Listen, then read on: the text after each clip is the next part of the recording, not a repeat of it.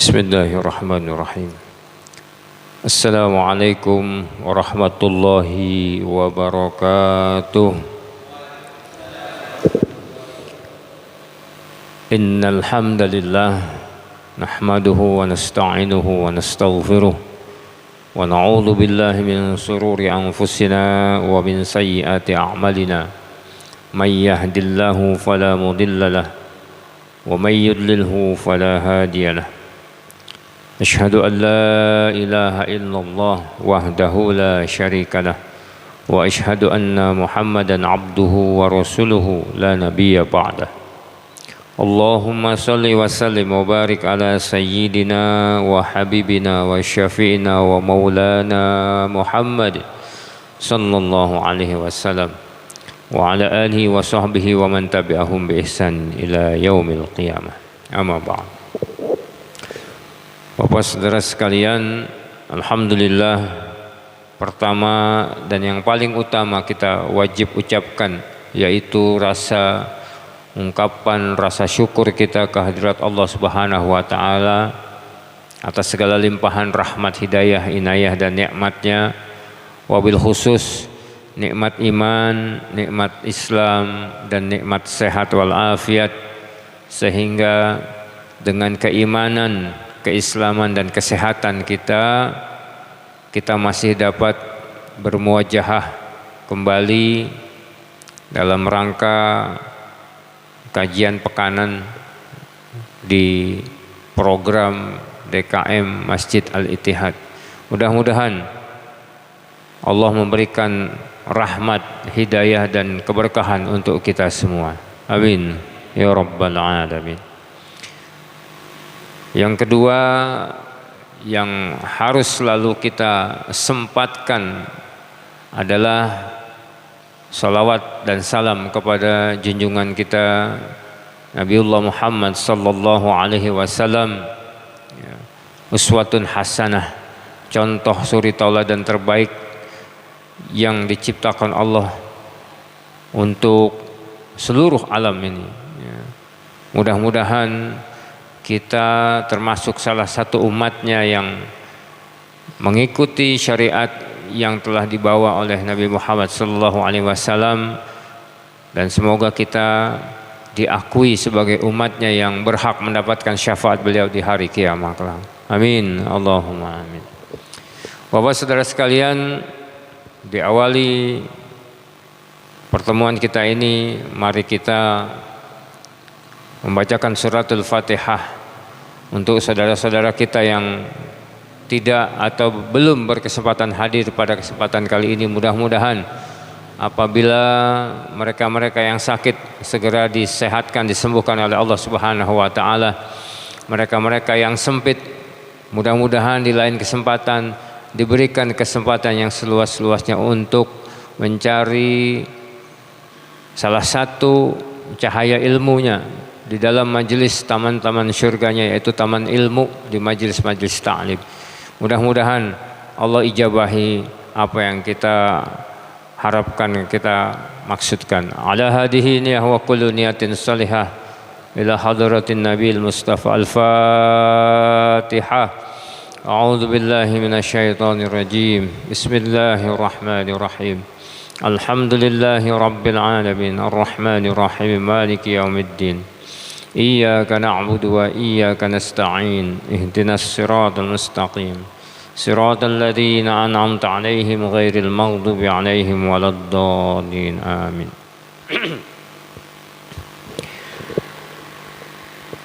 Bapak saudara sekalian, kita sebentar lagi masuk bulan Zulhijjah, ya, bulannya, tempat atau waktunya kita melaksanakan ibadah haji. Ibadah haji ini adalah puncak daripada pembuktian keislaman seseorang, pembuktian keimanan seorang muslim. Ya. Kenapa? Karena rukun haji ini, rukun Islam ini salah satunya yang terpenting adalah ibadah haji. Walaupun kita belum bisa berangkat, ya, minimal kita niatkan. Ada niat di dalam hati kita untuk berangkat haji. Barang siapa yang tidak berniat melakukan ibadah haji, maka tinggal pilih matinya mau cara apa, Yahudi kah atau Nasrani kah, atau yang di luar itu. Hati-hati.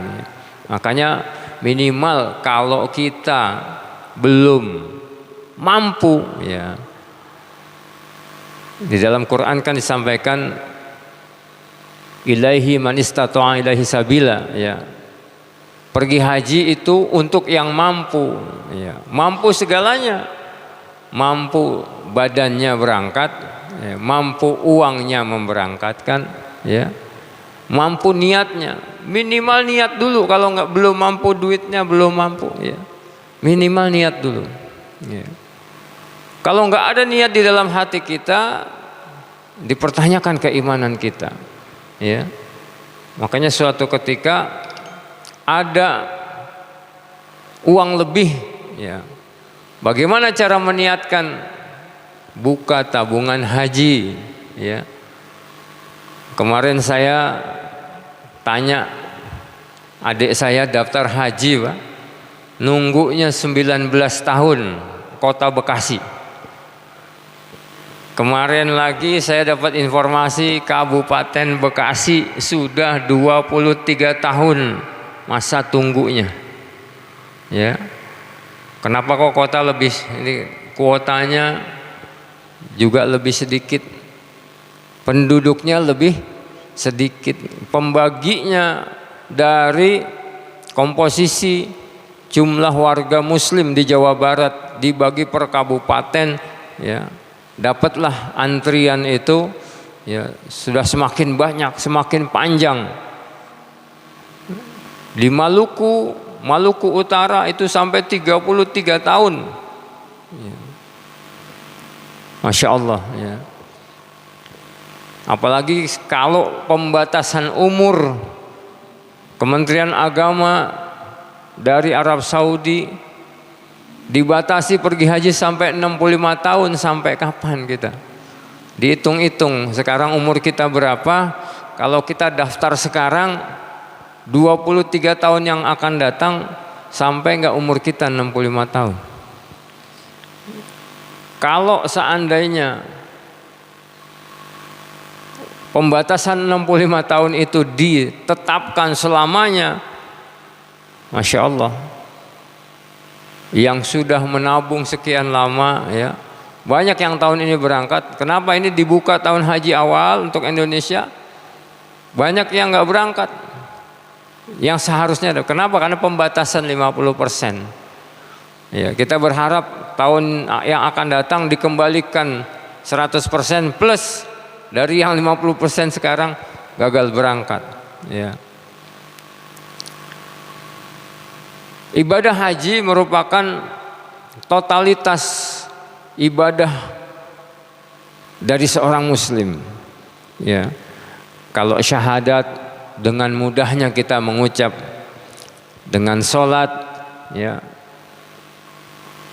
kita bisa kapan saja, di mana saja, ya, waktu-waktunya dan tempat-tempatnya, ya. Mau di masjid, di musola, di rumah, bisa kita sholat. Waktunya setiap masuk waktu sholat, ya. Zakat, kita keluarkan zakat fitrah setiap tahun, zakat mal, infak, sedekah. Kemudian puasa di bulan Ramadan, saum di bulan Ramadan, puasa-puasa sunnah, ya, saum-saum sunnah yang kita laksanakan di luar bulan suci Ramadan dengan mudah, gitu. Tapi ibadah haji merupakan ibadah multidimensi.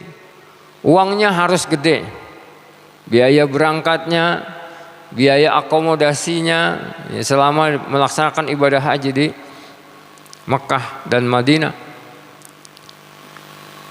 Badannya harus kuat, melaksanakan tawaf, melaksanakan sa'i, ya, melaksanakan umroh, melempar jumroh, wukuf, mabit,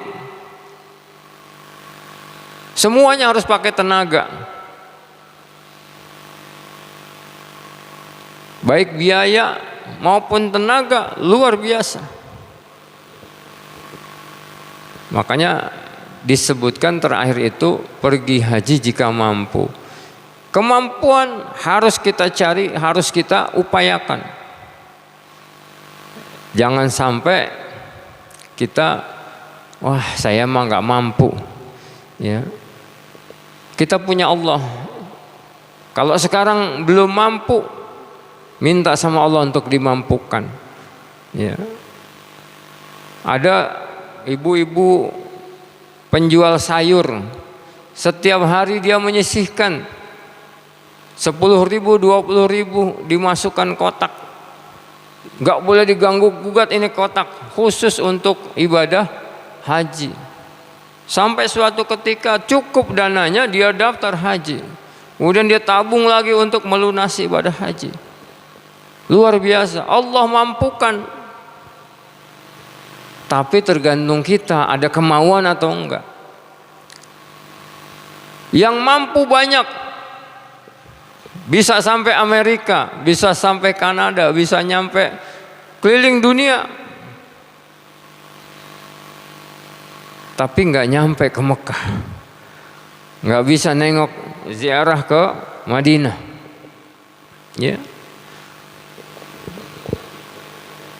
makanya untuk kita minimal kita memampukan niat aja dulu. Kalau nggak ada niat sama sekali, ini yang jadi pertanyaan, apakah kita orang Islam atau bukan? Jangan berpatokan mampu ini nanti kalau udah kaya. Ya. Jangan. Kita nggak tahu kekayaan sampai kapan. Di kita tuh sampai kapan. Niatnya bagaimana? Ya niat kita tiap tahun, ya Allah mampukan kami untuk pergi haji. Yang namanya niat itu pakai action, ya, pakai aktivitas. Minimalnya apa? Ada niatnya. Ada uang lebih, antum bawa ke bank, bilang sama bank, cuma cukup 500.000. Bawa ke bank, ke customer service, Ibu atau Mbak, saya mau buka tabungan haji. Modalnya cuma 500.000. Judulnya dia niat itu. Kalau niat baru dalam hati, niat baru baru sekedar lafaz niat. Kalau sudah niat dilaksanakan itu, minimal itu. Selanjutnya sudah naruh nih 500.000, tambahin buat nyampe ke porsinya kita bisa daftar haji. Ya. Berapa daftar haji sekarang? Masih 25.500.000. 500.000 itu biaya administrasinya, 25 juta dapat nomor porsinya. Nomor porsi itu menentukan tahun berapa kita berangkat. Kalau kita mau tahu tadi 23 tahun yang akan datang kita baru berangkat, kalau kita daftar sekarang. Kalau sekarang baru 500.000, nggak tahu sampai tahun berapa ya. Tapi kalau minimal sudah terdaftar, ada tabungan haji, udah niat, tinggal kita tambahin. Ya. Contoh Pak, ini bukan bisa. Kita nabung awal 2011, 3 tahun kita kumpulin baru dapat porsi 2014 daftar ke kemana, kabupaten, Bapak akan berangkat 14 tahun yang akan datang. Masya Allah, 14 tahun yang akan datang. Kemarin kena pandemi, mundur lagi 2 tahun. Subhanallah. Tapi ala kulli hal, yang penting ada niat buat kita, ya. Saudara-saudara kita yang harusnya berangkat tahun 2020 kemarin, baru sekarang berangkat ini tahun 2022. Itu pun 50% kuotanya. Makanya yang berangkat tahun ini alhamdulillah bisa segera melaksanakan ibadah haji. Besok 50% lagi. Jadi yang tahun ini punya jadwal, yang harusnya tahun 2020 itu pun nggak berangkat semua. Terutama yang di atas 65 tahun. Ya, yang di bawah 65 tahun berangkat, ya. Kenapa? Karena banyak sekali orang-orang tua yang umurnya di atas 65 tahun, yang nabungnya udah berapa belas tahun yang lalu, ya, baru ada kesempatan panggilan, ternyata dibatasi umurnya, ya. Ya mudah-mudahan tidak selamanya. Ini karena pandemi saja. Untuk kedepannya mudah-mudahan dibuka kembali batasan umur. Memangnya nggak ada batasan? Ada waktu sebelum ditentukan 65 tahun, batasan umur dari Arab Saudi itu 95 tahun. Ya. Selama ini kan nggak ada masalah. Kenapa? Jarang yang 95. Yang 80, yang 85 berangkat itu walaupun katakanlah setor nyawa ninggalnya di sana, tapi berangkat tetap berangkat. Yang susah jalannya didorong pakai kursi roda, yang sampai sana nggak kuat dia tawaf, nggak kuat dia sa'i, nggak kuat dia jumrah, wafat. Intinya sudah diberi kesempatan. Semua yang mendaftar haji berangkat tanpa batasan umur. Umur 95 jarang lah itu. Tapi sekarang dibatasi 65. Ya. Jadi harapannya adalah kita sebagai umat Islam melaksanakan rukun Islam secara sempurna. Kesempurnaan rukun Islam yang kita laksanakan itu ditutup oleh ibadah haji. Ya.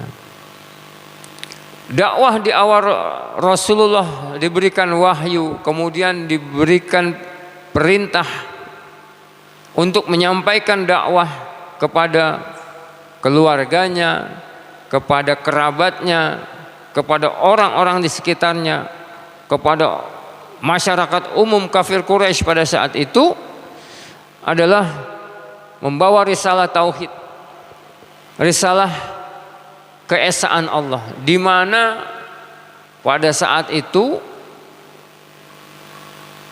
penyembahan terhadap berhala, ya, terhadap benda-benda, patung-patung, penyembahan selain kepada Allah Subhanahu wa taala. Maka Rasulullah diutus untuk mengesahkan, mengembalikan penyembahan hanya kepada Allah Subhanahu wa taala. Ya. Pada saat zaman Nabi berdakwah itu ada ibadah haji. Kenapa? Ibadah haji itu merupakan rangkaian ibadah yang diturunkan atau disyariatkan dari Nabi Ibrahim alaihissalam. Ya, enggak terputus walaupun pada saat itu terjadi kejahiliahan di Mekah. Tetap ada yang ibadah haji, tetap ada yang tawaf, tetapi penghambaannya, penyembahannya berbeda. Dia haji, talbiyah, ya, mengucapkan kalimat talbiyah, tetapi nyembahnya kepada yang selain Allah, kepada berhala-berhala yang bernama Lata, Uzza, Manat, Hubal, dan lain sebagainya, punya nama masing-masing. Ada yang berbentuk binatang, ada yang berbentuk patung orang, ya. Ada yang terbuat dari kayu, ada yang terbuat dari batu, bahkan ada yang terbuat juga dari roti. Roti dibentuk patung, disembah juga. Kalau lapar dimakan, dipotong-potong rotinya, patungnya itu. Ya.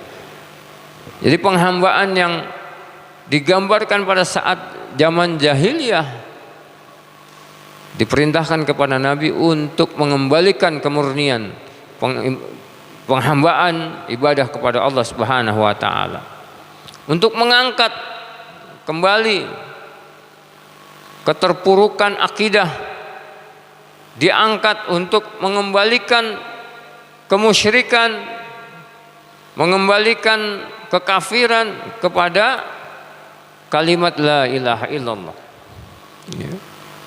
Kemudian diturunkanlah syariat-syariat, baik yang wajib maupun yang sunnah. Ya, diberikan perintah untuk melaksanakan sholat, ya. Diberikan perintah melaksanakan saum, diberikan perintah untuk berzakat, ya. Perintah-perintah itu adalah salah satu pembuktian kalau dia beriman, sami'na wa ata'na, didengar kemudian taat terhadap apa? Terhadap yang disyariatkan. Kalau Allah sudah memutuskan kemudian diberikan contoh oleh Nabi kepada para sahabatnya kemudian dijalankan, maka itu merupakan satu syariat yang diperintahkan oleh Allah Subhanahu wa taala. Dengan maksud syariat-syariat tadi bukan untuk apa-apa, bukan untuk siapa-siapa, untuk kita sebagai umat Islam, orang yang beriman, untuk menyelamatkan diri kita dari penghambaan selain kepada Allah Subhanahu wa taala. Jadi dimurnikan, disucikan. Ya. 13 tahun Rasulullah berdakwah di Mekah Al-Mukarramah itu dalam rangka tauhid, ya. Menguatkan keimanan, mengembalikan kemusyrikan kepada tauhid, ya. Kalau 10 tahun berdakwah di Madinah, pengembangan setelah tauhid adalah syariat, pelaksanaan hukum-hukum Islam, ya. Apa-apa yang diturunkan, yang diperintahkan oleh Allah Subhanahu wa taala kemudian disampaikan oleh Nabi kepada para sahabatnya, dilaksanakan dan dijadikan sebagai ibadah baik wajib maupun sunnah, ya. Tinggal kita mengikuti apa-apa yang sudah diperintahkan atau disyariatkan oleh Allah dan Rasulnya. Tentunya ibadah-ibadah tadi merupakan satu catatan buat kita, ya. Setiap kita mempunyai amal catatan yang baik dan yang buruk. Bagi kita yang melaksanakan banyak ibadah, banyak amal soleh, maka tercatat, ya, banyak kebaikannya dan akan berbalas kebaikan, berbalas keselamatan, berbalas kebahagiaan di akhirat kelak. Tapi kalau kita melaksanakan banyak keburukan, banyak kejahatan, banyak kemudaratan, maka yang tercatat kita akan dibalas oleh Allah Subhanahu wa taala, ditempatkan di dalam neraka yang disediakan untuk orang-orang yang melakukan dosa dan kemaksiatan. Ya. Kampung kita kampung akhirat. Kenapa? Karena kita memang berasal dari bapak moyang apa nenek moyang kita, Nabi Adam alaihissalam, yang diturunkan oleh Allah karena satu kesalahan, maka diturunkan ke muka bumi ini. Karena kampung kita asalnya, nenek moyang kita dari akhirat, dari surganya Allah, ya. Nabi Adam diturunkan ke muka bumi ini, dikeluarkan dari surga. Maka pada hakikatnya kita ini makhluk-makhluk penghuni surga, pulang kampungnya ke surga. Kalau kita sudah lama merantau di dunia, balik kampungnya ke surga, ya. Udah lama ngerantau di Jakarta, lama ngerantau di Bekasi, hakikatnya kita orang Jawa, mudik setiap tahun ke Jawa. Yang dari Sumatera mudik ke Sumatera, yang dari Kalimantan mudik ke Kalimantan, ya. Itu di dunia pengen mudik. Mudiknya tempat kembalinya, tempat asalnya, dengan membawa kesuksesan, ya, dengan membawa hasil, membawa bekal. Nah, kalau kita tempat mudiknya di akhirat, wabil khusus tempat mudiknya di surga, harus bawa amalan, bawa bekal menuju ke surga. Jangan sampai kita pengen mudik ke surga, tiketnya ke neraka. Ya. Kalau kita mau ke Jawa, tiketnya beli tiket yang Jawa. Mudik ke Jawa, tiketnya ke Kalimantan nggak nyambung. Ya. Tiketnya ke surga, cari tiket surga. Jangan yang dibeli tiket neraka. Ya. Kalau kita niat mudik pasti dipersiapkan. Mudiknya kita ke kampung akhirat dengan tempat yang sudah kita tuju, yaitu surga. Cari amalan-amal surga dengan amal soleh tentunya, bukan amal salah, ya. Dengan amal yang soleh, bukan amal yang toleh, ya. Cuman amalnya tolah-toleh doang, tengok-tengok ini.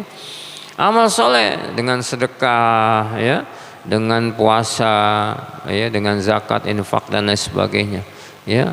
Sholatnya yang lima waktu yang wajib, sholat yang rawatib, sholat sunnah yang lain, ya. Puasa yang wajib 30 hari di bulan suci Ramadan, puasa sunnah yang lain, ada puasa sunnah Senin Kamis, puasa sunnah Nabi Daud, ada puasa sunnah Ayyamul Bid, ya. Dan puasa sunnah yang lain yang disyariatkan. Bukan puasa sunnah yang ditradisikan. Wah, ini harus puasa 40 hari gitu. Enggak ada dalam syariat itu. Ya. Puasa yang disunahkan, yang disyariatkan saja yang kita lakukan. Jangan cari puasa-puasa yang lain. Ya. Pada saat kita mencari amal soleh, niatkan buat apa? Mencari keridhaan Allah, mencari rahmat Allah. Karena kita masuk surga, ya, bukan karena amal kita, bukan. Banyak-banyakan baca Quran, wah, baca Qurannya gaya Qori, mau baca Qurannya gaya Syekh siapa gitu. Banyak-banyak baca Quran, tapi riya supaya dibilang, wah itu mah Qori, itu mah Syekh gitu kan. Percuma. Cari keridhaan Allah Subhanahu wa taala. Baca Quran yang baik dan benar. Kalau kurang benar, belajar tahsin, ya. Kalau sudah belajar tahsin, baca Qurannya benar, jadi tahfiz, penghafal Quran. Enggak usah banyak-banyak dulu. Wah, niat ngafal 30 juz. Juz 30 aja dulu dah. Ya. Kebanyakan kalau 30 juz, juz 30. Ya. Enggak dapat 1 juz, setengah juz. Ya. Enggak dapat setengah juz, ya seperempat juz ini, ya. Masa kalah sama anak-anak ngaji TPQ gitu kan. Tiap hari ada hafalannya, nambah terusnya. Kita udah berapa hafalannya kan gitu. Ini pertanyakan kepada kita. Tapi jangan jadi kesombongan. Baca Quran bagus, ya hafalan banyak. Jangan jadi sombong. Karena amal ibadah yang banyak, kalau dia sombong, nilainya 0. Ya. Berapapun nilainya, tapi pengalinya 0, maka nilainya tetap 0. Sama dengan ibadah kita. Sebanyak apapun ibadah kita, kalau dikalikan riya, kesombongan, maka nilainya itu akan jadi 0. Tidak diperhitungkan atau tidak dicatat di hadapan Allah Subhanahu wa taala. Maka untuk kita mendapat keridhaan Allah Subhanahu wa taala, ya, banyak-banyak kita beramal soleh yang ikhlas. Ya, wa ma umiru illa liya'budullaha mukhlishina lahuddin. Ya. Maka jangan kita beramal ibadah kecuali kita melaksanakannya dengan murni ikhlas karena Allah Subhanahu wa taala. Ya. Kalau kita ibadahnya karena wah, ibadah sholatnya rajin nih karena ada mertua datang.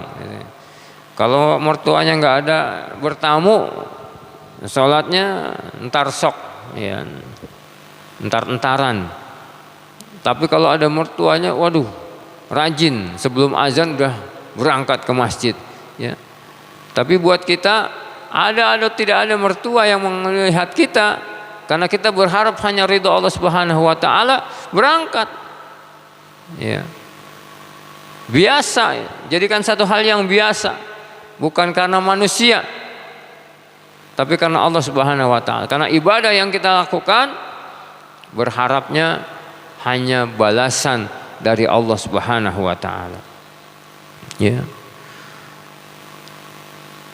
Tauhid syariat yang dilaksanakan, yang disampaikan oleh Rasulullah, kemudian diperintahkan untuk dilaksanakan kepada para sahabatnya dan sampai kepada kita umatnya pada saat ini, ya, dengan maksud dan tujuan yang pertama agar kita tidak tergelincir dari dosa dan maksiat. Selama kita mengikuti syariat, insya Allah terhindar dari maksiat. Ya. Kenapa? Karena kebaikan dan keburukan itu sama dengan minyak dan air, enggak bakal bisa menyatu. Ya. Maka kalau kita berbuat baik, pasti kita meninggalkan yang berbuat jelek. Ya. Kalau kita ibadah, pasti yang salah-salah kita tinggalin. Ya. Tapi kalau kita berbuat salah, ibadah yang kita tinggalin. Ya, makanya tujuannya syariat itu agar kita tidak tergelincir dari dosa dan maksiat. Kemudian agar kita kembali kepada Allah dalam keadaan bersih. Ya, kalau dalam keadaan bersih kan nggak perlu dicuci lagi di akhirat, di neraka ya. Jadi kalau kita mau bersih masuk ke dalam surga, ya harus bersih dulu, ya dibersihkan. Nah, syarat daripada itu semua minimal kita melaksanakan rukun Islam. Semua ada rukhsahnya, tapi sholat dan syahadat jadi yang utama. Haji ada rukhsahnya kecuali yang mampu. Saum di bulan suci Ramadan ada rukhsahnya kalau sakit, ya. Kalau safar bepergian ada rukhsahnya, boleh diganti di hari di waktu yang lain. Kalau zakat ada rukhsahnya, nggak mampu kita bayar zakat maka kita berhak menerima zakat. Pilihannya kita muzaki atau mustahik, itu aja, nggak ada yang di tengah-tengah. Saya mah nggak mampu bayar zakat, tapi saya nggak mau terima nih jadi mustahik zakat, nggak, malu tercatat. Nggak ada tengah-tengah gitu. Pilihannya cuma dua yang pasti. Kalau nggak kita muzaki, seorang yang pembayar zakat, maka kita adalah mustahik. Ya, golongannya fakir miskin. Ya, makanya kalau kita mampu bayar zakat, kemudian dari zakat itu dikelola oleh amil, kemudian kita dari amil itu menyisir, mengkategorikan orang-orang yang mampu tidak mampu. Kalaupun dikategorikan oleh amil bahwa kita ini yang berhak atau mustahik, ya, yang berhak menerima zakat, ya, itu urusannya dengan amil. Tapi urusan kita dengan Allah, dengan syariat Islam ini wajib membayar zakat. Gitu. Maka minimal dari 3 rukhsah tadi. Sholat kita laksanakan tanpa rukhsah, ya. Selama detak jantung masih ada, selama hembusan nafas masih keluar, selama mata masih bisa ngedip, maka kewajiban sholat tetap, ya. Selama masih ada iman di dada kita, masih terucap minimal di dalam hati kita kalimat la ilaha illallah, maka kita berkewajiban melaksanakan rukun Islam. Ya, tetapi yang ada rukhsahnya ambil rukhsahnya, ya. Yang ada rukhsahnya jangan dipusingin, ya. Ketentuannya seperti itu. Yang diharapkan adalah setelah kita melaksanakan rukun Islam, kita beramal yang terbaik. Jangan mikirin yang rukhsahnya, tapi amal yang terbaik. Kita lakukan ahsanu amala, bukan amal yang terbanyak, ya, tapi amal yang terbaik. Percuma banyak tapi nggak terbaik, ya. Yang baik bagaimana? Yang berkualitas, ya. Iman pada Allah dan Rasulnya bulat, enggak pakai lonjong, ya. Bulat, satu kesatuan, beriman kepada Allah, beriman kepada Rasulullah, ya. Kemudian dia berjihad fisabilillah, ya. Bukan ngajarin jihad itu perang, bukan. Perang adalah salah satu daripada jihad, tapi jihad luas maknanya, ya. Perang dalam jihad itu sudah jalan mentok, setelah jalan damai, tidak ada, ya, hal yang harus dilakukan kecuali perang, maka perang. Tapi kita nggak ngajarin perang, tapi kita berjihad bersungguh-sungguh, ya. Salah satunya jihad kita yaitu duduk di sini juga jihad, ya. Bersungguh-sungguh mencari ilmu walaupun sedikit, yang disampaikan sedikit dalam waktu yang sempit, ya, disampaikan sedikit, membahas 1-2 ayat saja, tapi dengan bersungguh-sungguh kita mendengarkan apa yang disampaikan. Kalau sekiranya itu manfaat, ambil, ya, diambil hikmahnya, diambil pelajarannya, supaya kita paham, ya. Kalau yang sudah paham, tambah paham. Kalau yang udah pernah dengar, diingatkan kembali. Pada hakikatnya ilmu itu berulang dan bertambah. Kalau dia sudah punya ilmu itu, diulangi, maka akan semakin diingatkan. Kalau dia belum pernah mendengar itu, maka dia akan bertambah. Seperti itu terus, ya. Jangan sampai berkurang. Nggak ada juga ilmu yang disampaikan berkurang, gitu, ya. Semakin ilmu itu dikasih, semakin ingat, semakin nambah, ya. Ya, mudah-mudahan amal-amal yang terbaik yang kita laksanakan didasari iman dan kesungguhan, jadi satu amalan terbaik kita yang kita harapkan menjadi bekal, ya, menjadi tiket kita kembali ke kampung akhirat kita, ya. Jadi buat kita, kembali lagi, yang belum niat haji, ini mumpung bulan haji, ya. Kalau kita nggak mampu haji, niat dulu. Kalau mampunya baru kurban, ya. Belum mampu pergi haji, kurban. Tapi kalau kurban juga nggak mampu, niat. Ya, yang penting niat, ya Allah, niat tahun ini, niat tahun ini, niat tahun ini. Setiap tahun kalau kita masuk tanggal 1 Zulhijjah, itu kita niatkan, walaupun kita nggak berangkat, walaupun kita belum, ya. Pada saat kita ngelihat keberangkatan kloter pertama, kloter kedua, ya, kelompok terbang berangkat ke Jeddah melaksanakan ibadah haji, maka di dalam hati kita harus ada niat. Ya Allah, saya niat pergi haji, ya. Diucapkan, siapa tahu dari ucapan itu Allah ijabah, ya. Karena haji itu bukan 100% usaha manusia, tapi apa? Panggilan dari Allah Subhanahu wa taala. Kemampuan itu bukan 100% dari kantong kita, uangnya, tapi Allah yang mampukan. Berapa banyak dari saudara-saudara kita yang berangkat haji tanpa uang sepeser pun, ada nggak? Ya, haji Abidin atas biaya dinas, ya, haji Kosasi yang ongkosnya dikasih, ya, haji Mansur yang halamannya digusur, ya. Banyak haji yang berangkat bukan karena 100% duit kita, tapi Allah yang mampukan, ya.